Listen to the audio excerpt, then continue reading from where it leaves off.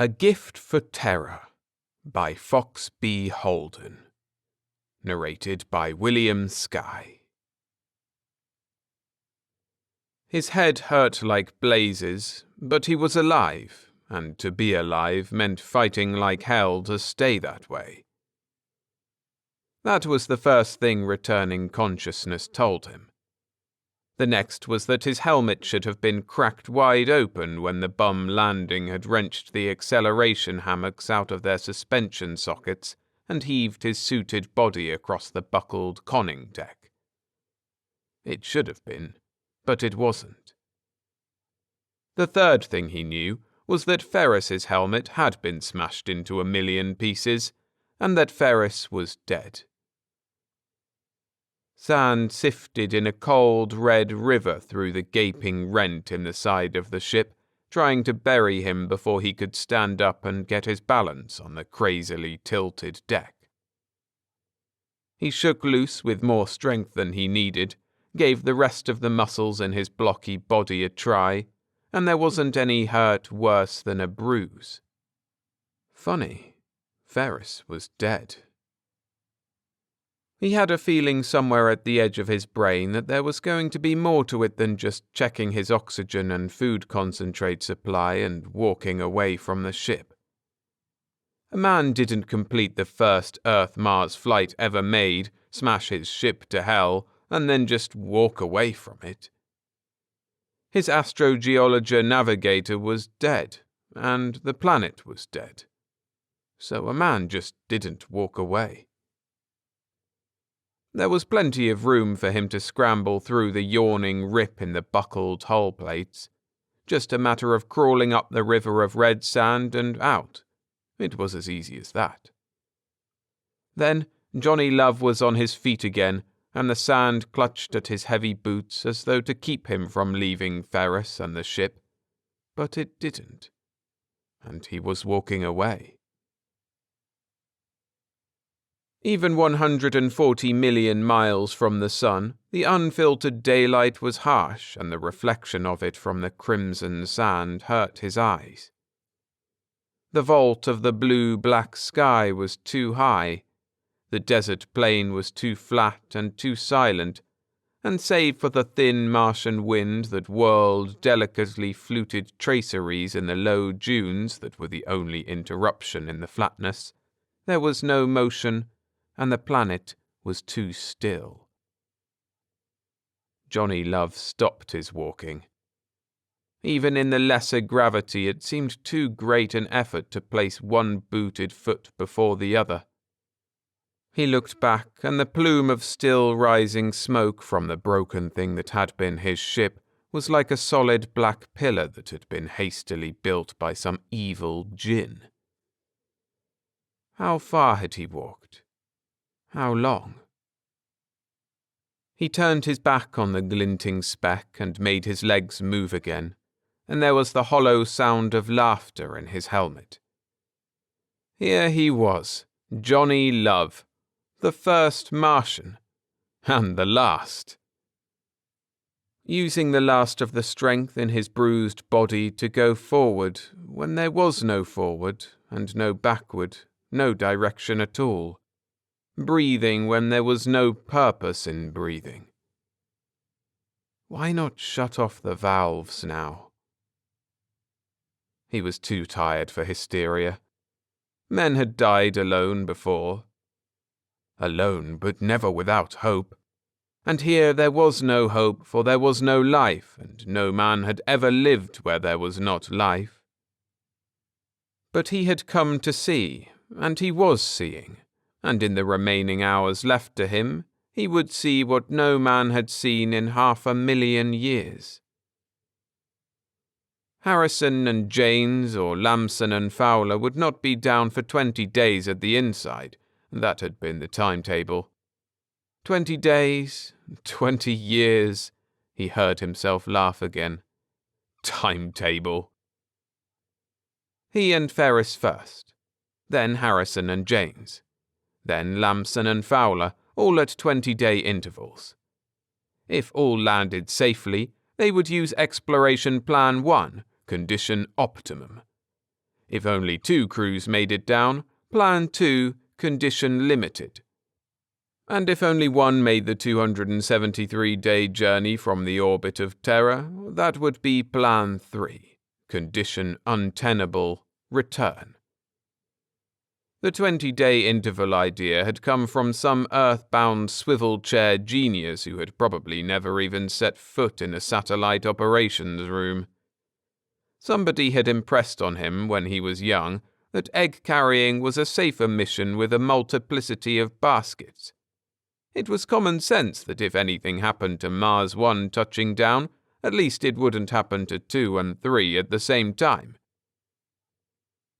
Common sense, Johnny thought, and he laughed again. Space was not common, and it was not sensible. And nobody had ever taught it the rules men made. He kept walking, seeing, thinking and breathing. For a long time.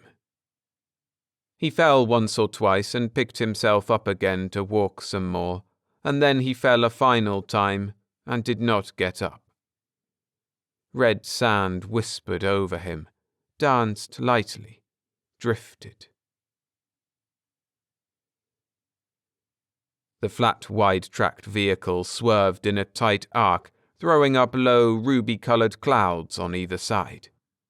Its engines throbbed a new note of power, and it scuttled in a straight line across the desert floor like a fleck of shiny metal drawn by an unseen magnet.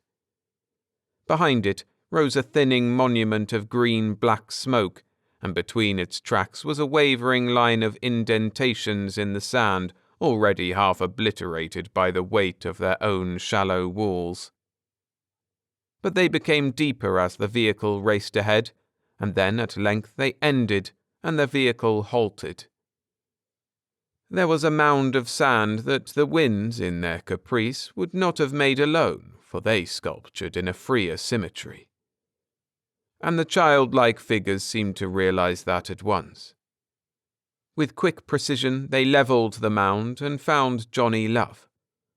They took him into their vehicle and deftly matched and replenished the waning gas mixture in the cylindrical tanks on his back. Then they drove away with him. Ferris? Ferris was your astrogeologer navigator. He died when you crashed. Harrison? Janes? Harrison and Janes are not due for 9 more days, but you are in no danger. There was darkness and warmth. His throat was dry and it burned. It was hard to talk, and Ferris was dead. Harrison and Janes were not due for 9 more days. Somebody said so. 9 more days, and then everything would be... Panic shook him, sent blood throbbing to his head, and brought consciousness back hard. His eyes opened, and he was suddenly sitting bolt upright. But, Lamson, you were 20 days behind. And the racing thought froze solid in his fumbling brain. Then there was a torrent of thoughts, and memory overran them, buried them, and red desert was rushing up to engulf him. He screamed and fell back with his hands clawing at his eyes. You are in no danger. You had thought our planet lifeless. It was an error. We live underground, John Love. That is why you did not see us, or surface indications of our existence. A group of us speak your language because for 11 days we have been studying your brain and analyzing your thought patterns. Johnny was bolt upright again, and now his eyes were wide and his hands were knotted, and where there had been only light and shadow before, there was full sight now. Swiftly he was off the low cot and on his feet, looking for the speaker, arms ready to lash out and hit. But he was alone in the small, sterile-looking chamber, and his muscles were so much excess baggage. He tried to recover his balance. He had forgotten about the slight gravity. He tried too hard, and his body crashed, confused, into a wall. Damn them, a padded wall. He regained his feet, stood still, and raced his eyes about him. There it was, above the cot.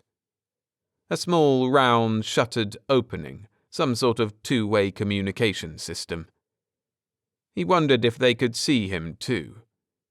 If they could, that part of it worked only one way. "All right, whoever you are, so you've analysed me." He had to direct his sudden anger at something, so he shouted at the shuttered aperture. "Now what?" There was silence for a tiny eternity, and he could feel them probing, evaluating him, as a human scientist would study a rare species in a cage. The feeling ignited a new anger in him, and made him want to curse the teachings that had conditioned his lifetime of thinking to the belief that man was more than an animal. He'd been sold short. "Damn you! God damn you! What are you going to do to me?" In a corner of his mind, he was aware of a gentle hissing sound, but he did not listen. The fear and terror had to be broken. Make them tell. Make them tell. His muscles grew heavy, and his face was feverish with his effort, and his eyes stung. Something like roses. But there were no roses on dead planets. "Earthman, can you still hear?" "I can hear," Johnny said. It was suddenly easier to talk, even easier to understand. They had done something. "We were surprised that your state of shock was not more severe. In the process of analysing you, we discovered that you were totally unprepared for spaceflight, and therefore—" "Unprepared? What do you think all those months of physical conditioning were for? Yeah, and all those damned textbooks? You think that barrel I cracked up was built in a kindergarten class?" "Spaceflight requires but a relative minimum of those things, Earthman. Required most is psychological and philosophical conditioning." "To what?" "To all things unreal. Because they are the most real. Infinity applies to probability and possibility far more directly than to simple space and time. But are you calm now?" The voice was growing deeper and seemed almost friendly. Johnny tried his muscles. They weren't paralyzed. He could move easily, and his head was clear. And there was no anger now. No shock. "Go ahead," he said. "Our examination of you has indicated that your race is a potentially effective one, with a superior survival factor.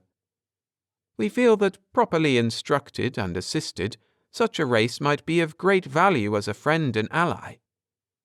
In short, we receive you in peace and friendship, Earthman. Will you accept us in like manner?" Johnny tried to think. Hard thoughts, the way men were supposed to think. What kind of game was it? What were the strings, the angles, the gimmicks? What did they really want? His lips were dry and barely moved over his teeth, but the words came easily. "Who says you're a friend?" "We would have learned as much about you by examining your corpse, Earthman." So he was alive, and that had to prove something. And it might have been a lot of trouble to keep him that way. The hell of it was, you couldn't know anything. You couldn't know anything when you were tossed into the middle of the impossible. He felt the skin on the back of his neck chill and tighten. But who held out their hand like this? Who ever did anything like that? No. "We wish to help you, Earthman, and your race. We have observed your kind at close quarters, Yet we have never landed among you nor attempted communication because of fear for ourselves. But with proper help, there need be no fear between us. We offer you friendship and progress." "You keep talking about what we get out of it." Johnny stared upward at the ceiling, got his eyes off the little shuttered aperture. He wished he had a cigarette. "You sound too damned much like a politician." "Perhaps at this point you should be informed that your ship is completely repaired and ready for your return to Earth whenever you desire." "So it's... You said Harrison and Janes would be here in 9 days. That means I've been out for nearly 2 weeks. For a nap, that's a long time, but nobody could get that bucket back in one piece in 11 days. Not after what I did to it." "Your ship is completely repaired, Earthman." Johnny knew somehow that the voice wasn't lying. So maybe when you got off of Earth, miracles did happen. He just didn't know enough. "We wish to give you data to take back to your Earth which will banish disease for you, all disease. Data which will give you spacecraft that match our own in technical perfection. Data that will make you the undisputed masters of your environment. We offer you the stars, Earthman." He shut 1,000 racing thoughts out of his head. "Maybe I'll believe this fairy tale of yours on one condition," Johnny said, "because I can't intelligently do otherwise." "And that condition?" "Tell me why." There was a pause, and it was as though something forever unknowable to men hung in the silence. "Picture, if you can, Earthman," the answer came at last. "Several small islands in the center of a great sea, all without life save 2. The men on one have learned to build boats which can successfully sail the sea within certain limits. They can visit the other islands, but are too frail and too limited in power to venture past the horizon. It is infinitely frustrating to them. The only places to which they may go are dead places. Save for one, only one, and it becomes magnified in importance. It becomes an entire raison d'etre in itself. For without it, the men with the boats sail uselessly. We are old, Earthman. We have watched you, waited for you for a long time. And now you have grown up. You have burst your tiny bubble of human experience.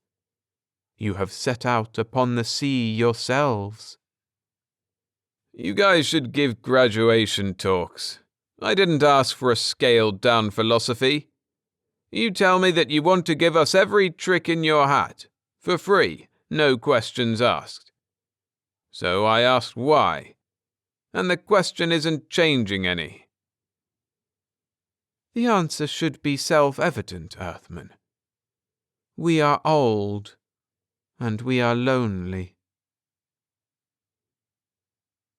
There was a logic at work somewhere in his brain, even during the dream.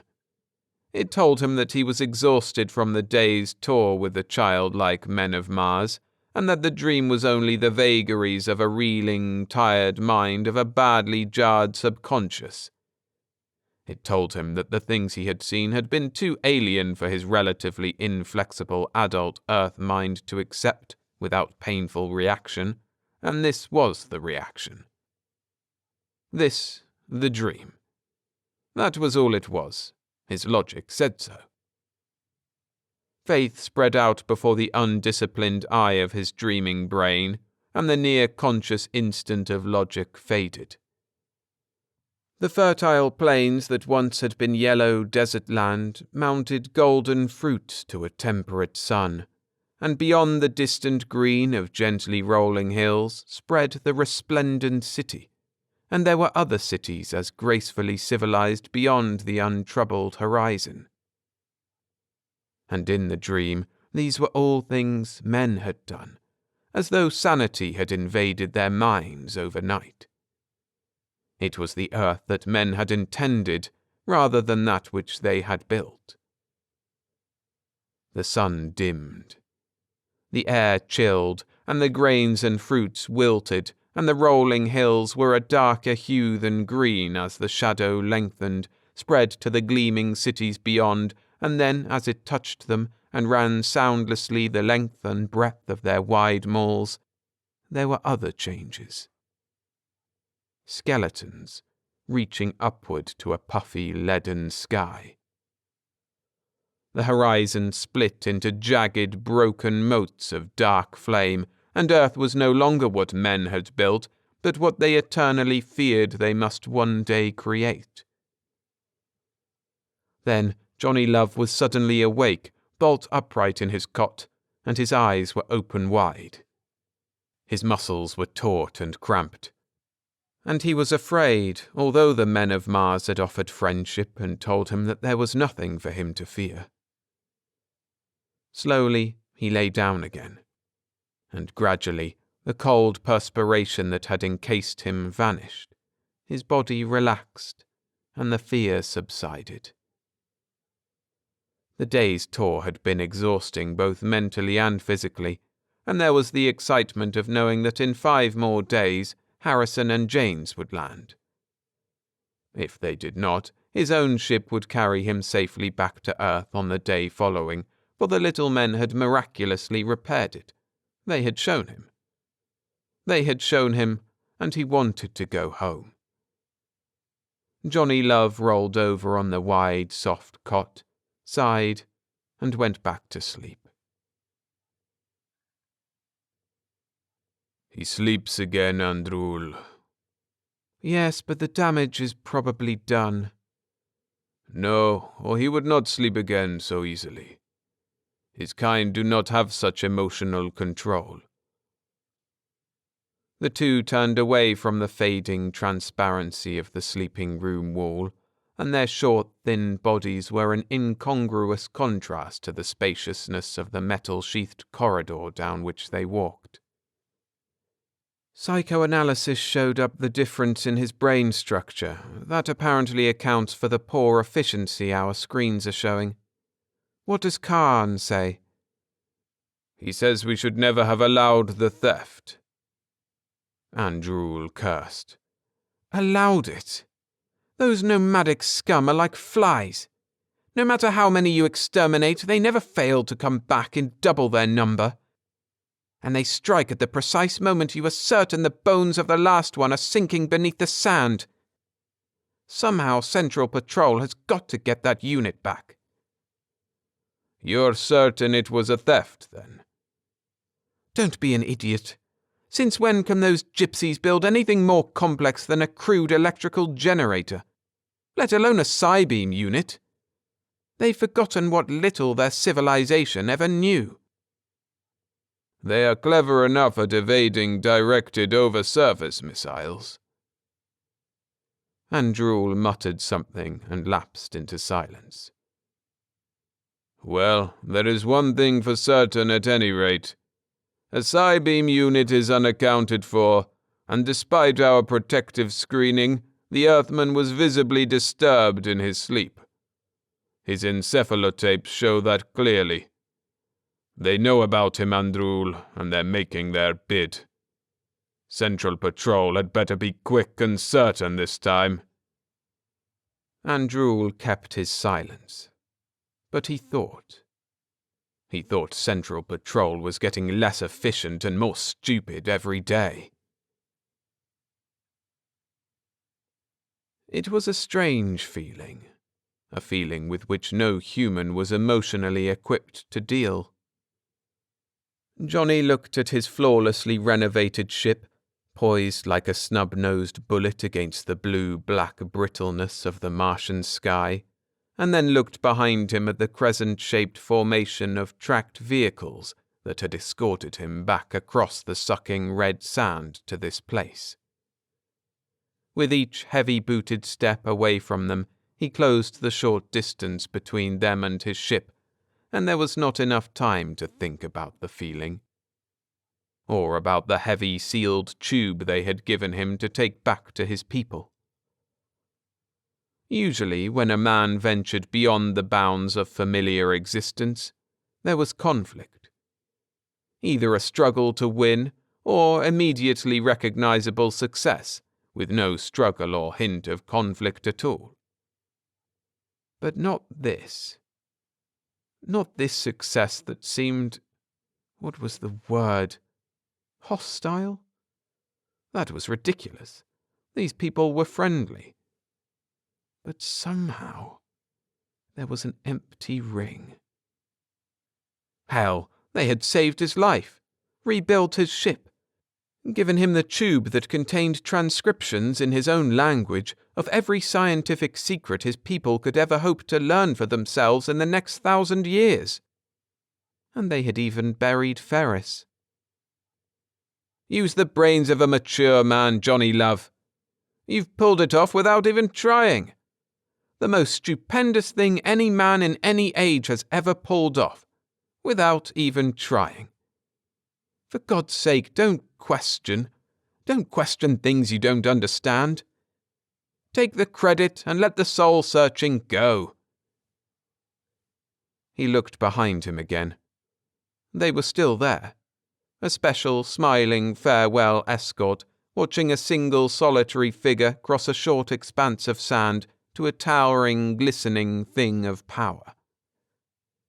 He raised a booted foot to the bottom fin step, hauled himself up by the stern mounting rungs, hammered the outer lock stud with his gloved fist, and the hatch swung open. Like a trap. He could feel the skin at the back of his neck tighten, but he forced himself to ignore it.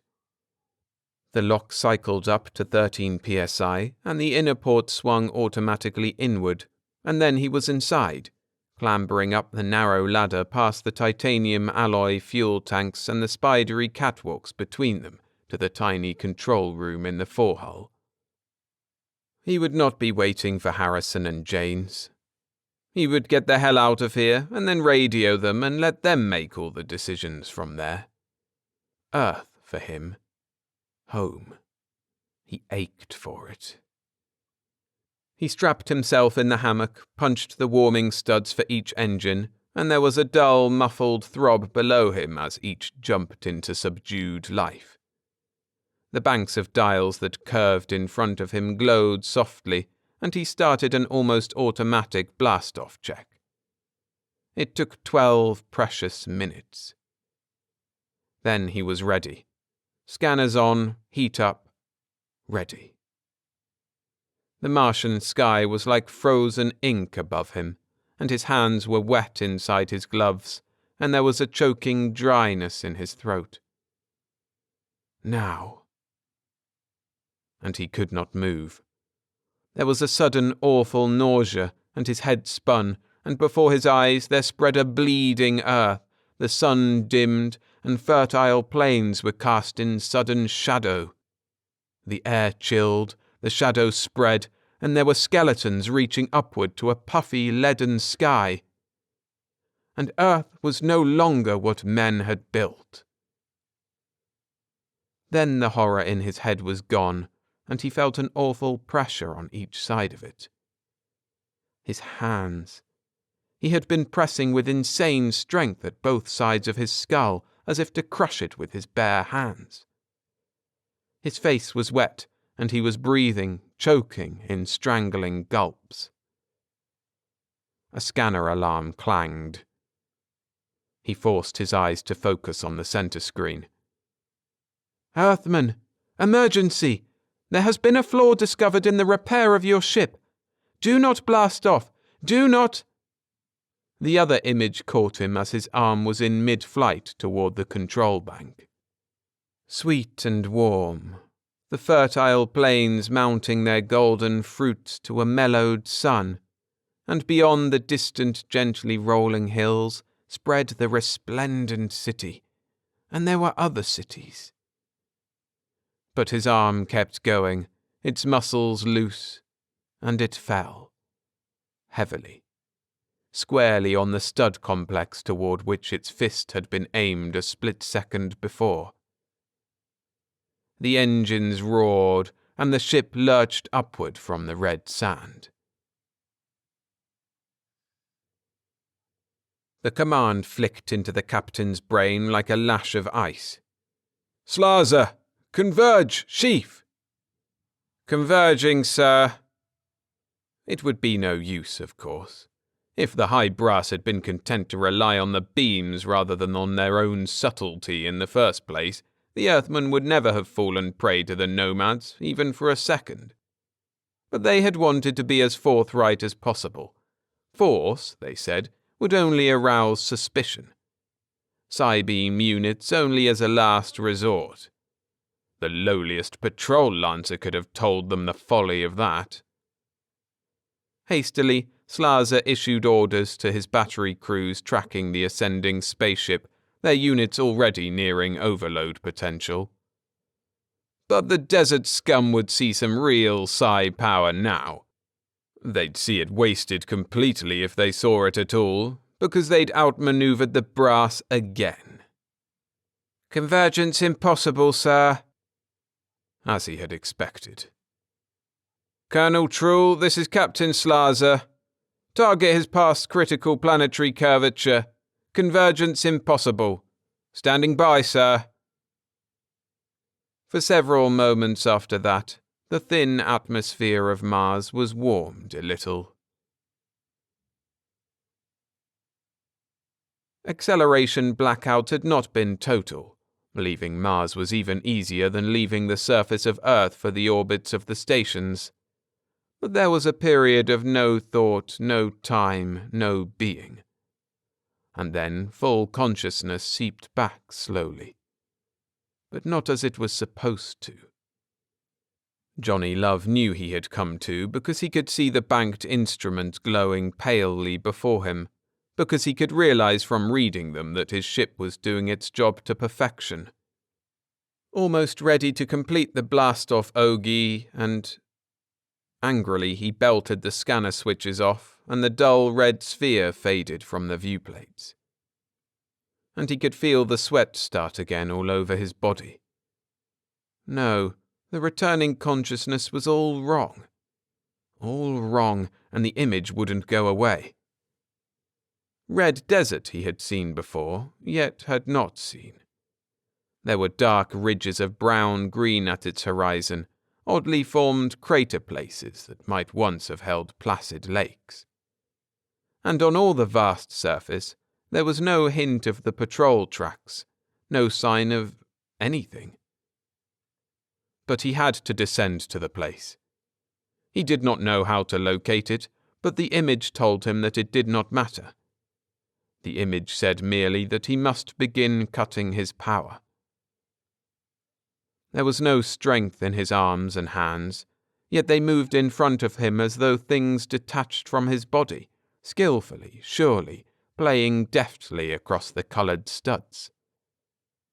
Scanners on. Scanners on, kid. He watched the screens again, unconscious of what his fingers did on the panels. The dull red sphere loomed large once more. The picture was off-center. Without knowing what he did, he rectified course with the bow jets. It was centered again. But it was a different place. Still the desert, but with ridges of brown-green at its horizon, oddly formed crater places. It was coming up fast now, faster, until the horizon was only a gentle arc against a thin span of blackness, and the rest was cold red. Hardly knowing what he did, his fingers suddenly raced over the control console, even before the scanner alarms began their ear-splitting clanging. The ship lurched into a direction change that threatened to wrench the hull apart, and the picture in the scanner reeled crazily. He knew his own brain was not dictating the commands of control to his fingertips, nor was it evaluating for itself the madly fluctuating values indicated on the panels. A human brain could not have done it, he knew that. He had cut power. At least there was no power. He was falling at a crazy angle, and the desert was rushing up now, hurtling up to smash him. They'd hit him then, yet he'd felt nothing. It was getting hot. His hull must be glowing now, even in the thin atmosphere of Mars. It was a long fall. Slower than a fall on Earth, through thinner air layers, yet he was glowing like a torch. The ocean of sand rushed up. And suddenly his left hand rammed the full power stud. It was as though he'd been hit from behind with all the brute force of some gigantic fist, and there were two things. There was the split-second glimpse of a crescent formation suddenly wheeling toward him, and there was the clang of the scanner alarm. There were those two things his brain registered before the titanic force of full power squeezed consciousness from it and left him helpless. He was running. In a nightmare of a dead planet that was not dead, he ran away from something. That was how his consciousness returned. While he ran. He stopped, stumbling, turned to look behind him. And the ship was there. Landed perfectly, stubby bullet nose pointing to the sky. And above it, "Run!" The command hit his brain with almost physical force. A will that was not his own took hold of his whole being, and he was running again, ploughing his way through the sucking sand with strength summoned from a well of energy within his body that had never been there before. Through the thin glassite walls of his helmet, he could hear the thunk, thunk, thunk of his boots as they pounded somewhere below him, and there was another pounding, a deadly rhythmic bursting pressure in his chest, and a whine in his ears. The wind-strewn sand stretched flat and infinitely before him. Then leaped at him headlong, and there was no horizon. There was only the sudden awful wrench of concussion, a tremor of pure sound which would, in denser atmosphere, have destroyed him with the inertia of his own body. He could not move, only cling to the shifting desert floor that rocked sickeningly beneath his outstretched body, cling to it for dear life. There was no thought, no understanding, only a sensation which he could not comprehend, and the sure knowledge that none of this was real. Not real, but the end of survival nonetheless. Pain, and seeing two bright objects transiting the darkness at which he looked, seeing something then between. His brain began identifying. The darkness, sky. The bright objects, Deimos, Phobos. And the something between. It was a transparency of some sort, curved, or he would not have been able to detect it at all. A vaulted ceiling through which he could see. His full consciousness came flooding back then. He tried the muscles in his neck. They hurt, but they worked, and he could move his head from side to side. There was the same transparency, as though he were covered by some huge invisible bowl. And there were men, big muscular creatures, yet thin, tall, not like the others at all. He sat bolt upright, and they did not move. It was not the same as before.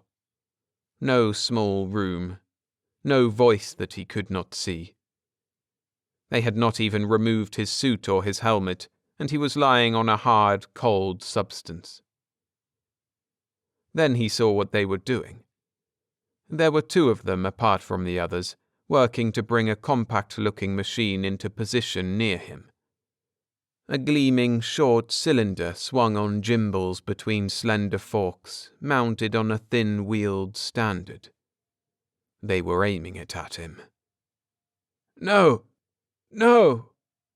He tried to get to his knees, but it was as though there were no muscles in his body. Man of Earth, we are friendly. Is that understood?" The thought words formed in his brain as the strange images had before, and then he knew. Should have guessed it, part of his mind was telling him in a fantastically detached way. The dreams, the compulsions over which he had had no control in the ship. This thing. It probably... "You are quite astute, Earthman. But it is not our technology which created this device. To save you and the civilization which you represent, and ultimately our own, it was necessary for us to steal it. It cost 6 lives. Steal? From your former captors. It is their invention, as are so many things with which they destroy. With this instrument, they have succeeded in taking one of nature's more subtle phenomenon, psychokinesis, and amplifying its energies nearly 1,000,000-fold. Those stepped-up energies can then be projected in a tight or fanned beam at will. They can make a man dream, as you did, or they can destroy him outright, depending on which of the psi factors, ESP or PK, is given dominance during projection. But we are not skilled in its operation. They detected our use of it on you while you slept, and from that moment on, you were so well screened that even at the risk of burning this unit out, we were not able to project powerfully enough to do more than merely touch your brain." There was a strange calm in his mind now. He understood the words and accepted them as matter-of-factly as they were given. Even now they were manipulating him like some intangible puppet, yet he was convinced it was not a malevolent manipulation. Convinced. The conviction, manipulation too. "Only partly, Earthman. We said we were friendly, and we are. We have calmed you and erased your fear. From this point on, we will use this instrument only for communication." And then he felt the fear in him again, gnawing, and his body was again damp and cold. But he had control now, control enough to speak. They stood before him, immobile, watching. Somewhere Johnny Love found his voice. "Look, I've been through this friendly act before." He hesitated, and they did not try to interrupt him. "Well, don't just stand there." The fear was suddenly turning to the bitter anger of frustration. They had him whipped, and he was tired. "Tell me why. You stick that thing into my head when I'm blasting for home. You force me to drop back. You blow up my ship. Real friendly, real sports." For a moment he had run out of words, and again they made no effort to answer him. "All right. I don't understand you. I don't know what you want. But nobody is trying to hurt you. Nobody's after your little desert paradise. We had an idea, that's all. We thought we could make it work. People have been talking go to Mars on my planet for longer than most of them can remember. So we finally gave it a whirl. Sorry." He looked at them hard then, and thought that there was something almost like a smile on the face of one. Smile then, damn you.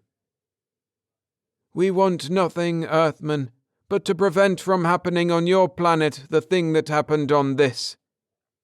If they succeed in destroying you as they have us, then this system will always be under their heel, and we shall never be rid of them. Understand, their numbers were too few ever to conquer a planet with a civilization as large and as highly organized as that of Earth by physical means. Knowing that, they call us gypsies, nomads, desert scum today, we were not too alarmed when they landed here 2 centuries ago. we were glad to take from them without paying a price. We were awed by their gifts, their papers and their books, which would show us how to rebuild our waning civilization, advance us 1,000 years in less than 50, restore to us our lost arts. And compared to you, we were so very few. In return, they said that all they wanted was permission to set up a research site. They told us they were a scientific expedition from far-out system. Aldebaran, they said. Part of a vast exploratory program which they had been conducting for centuries. We believed them. Why not? One day we thought we too will be in space. And with that day would begin one of the greatest projects of exploration that our race had ever known. So we agreed, and gladly. Hold it. They... Who the hell are they? You can spare the suspense. And then there was no more words. The pictures formed in his mind as before, only stronger now, and there were no details left out. The weapons of war had been built not by the out-system men, but by their hosts. The plans had not proven too difficult to follow. The new knowledge was not hoarded, was not held under jealous guard by those who had given it, but by those to whom it had been given. One man from another, one group of men from another. States and nations from each other. Until there was no trust left on all the planet. There were the wars, then. And when they were over, the new masters had established their first beachhead in the new system. But it was only a beachhead, and had been only intended as such. The pictures broke off, the unspoken words resumed. Your planet was the ultimate target, but at first your civilization was not adequately advanced to fall prey to their technique. Their weapon is knowledge, but the potentialities of that knowledge must be understood by a people before it can be effectively used to destroy them. The rest must be self-evident. After we destroyed ourselves, they sank their infectious, hollow roots into our planet. And from then, investigated your Earth from time to time, and waited. Waited because they knew you would be coming, and they knew what kind of men you would be. Strong men, with the light of the stars in your eyes. Yet confused, weak men, with the darkness of suspicion and jealousy still in your souls. Such are humans, after all. That is why we stopped you, Johnny Love. Once your blast-off Ogie had carried you beyond the curvature of their horizon and brought you over us, our psi-beam was effective, and theirs were not. We are sorry about your ship. Once they realized that you were under our influence, and were returning rather than taking their precious data to your people, they zeroed in with those damnable guided juggernauts. It wasn't you, then? You mean There is little that they cannot do. Destruction is their forte. They could not keep us from preventing your taking their gift to your people, but they could keep that gift from falling into our hands. And they did. They do not always win, but they never lose. But Johnny's thoughts raced. The ship gone.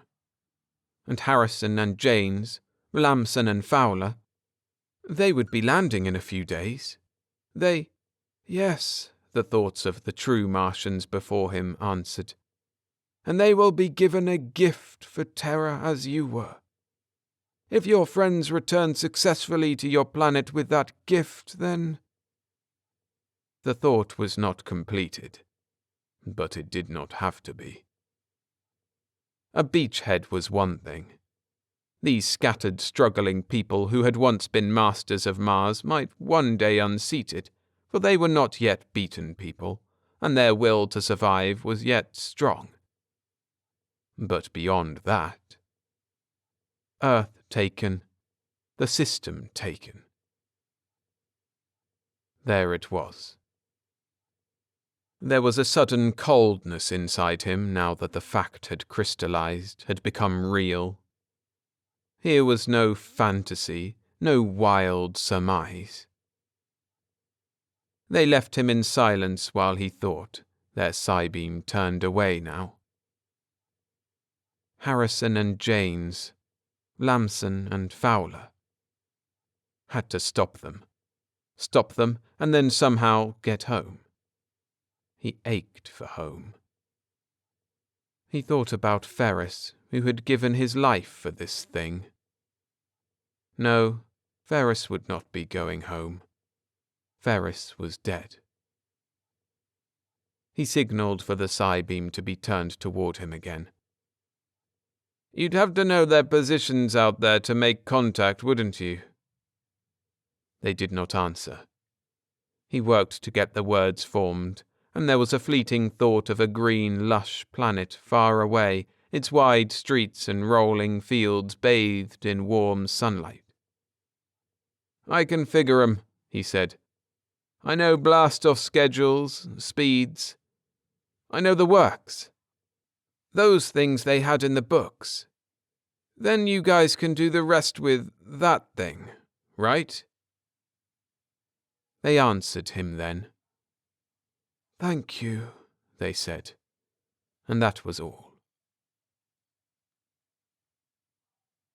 "Answer me!" the general barked again.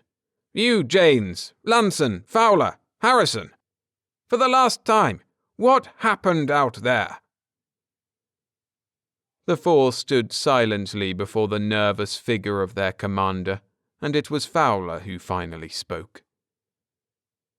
"Plan 3, sir, as we've already said. Condition untenable. Return." "That is all you can say?" "That is all, sir." The general turned away. There was frustration and anger in his face, and it hid the fear beneath it like a mask. Plan 3. It would be Plan 3 for a long time yet.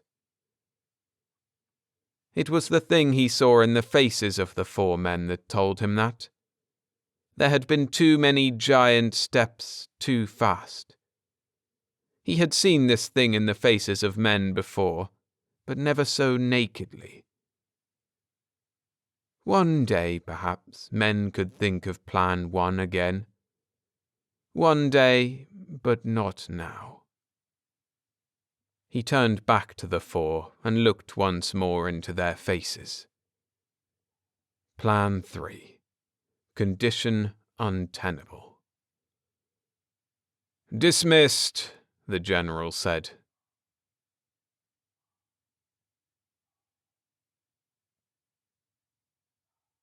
Thanks for listening. If you enjoyed the story, I'd appreciate it if you hit the like button. And go check out some of the other stories on the channel. There are hundreds like this one, as well as compilations in the playlist section.